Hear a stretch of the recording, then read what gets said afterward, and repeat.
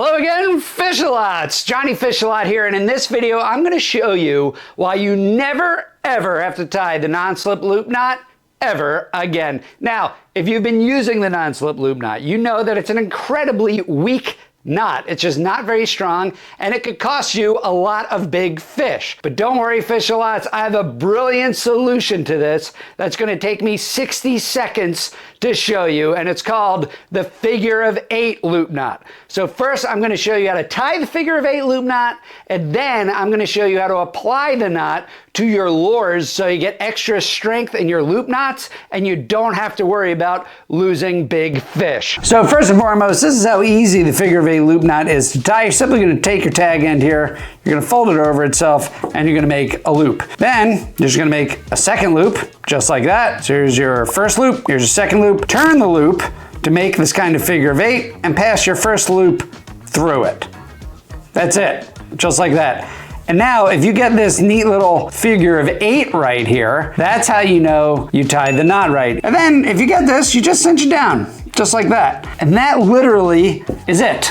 That is the figure of 8 loop knot. It literally couldn't be any easier than that. And this is just such a strong, strong knot. I mean, it's great for weights, swivels, all sorts of fishing applications, even line-to-line connections. What a lot of people want to use loop knots for, especially here in the United States, is for these guys right here, jig heads, lures, things where you want this loop around the eye of your hook to offer that much more natural movement on the jig head. So let me show you exactly how to tie this knot with a jig head. So first and foremost, you have your jig head right here. You're just going to pass the line right through the jig head, just like that. And then you're going to make your loop with the jig head attached. It's literally just this easy. So then you're going to make your other loop, just like that. And you're going to make that figure of 8. So now the only other thing you have to do here is you're just going to pass your jig head through the loop. See, just like this, run it all the way down, and the same exact concept applies. If you have the figure of 8 loop at the end of it, just like this, you did it exactly right, and you're ready to cinch it down. If you don't have this figure of 8 right here, well, just do it again. It's just that easy. So now, if I just tighten this down, I'm gonna have a really big loop on the end of there, and I don't want that. You basically want this loop to be about the size of your pinky, or an M&M, or a penny, or something like that. So what I do is, I put the line down over the eye of the hook, just like that, and I pinch it down with my thumb. Next, I just tighten the loop down.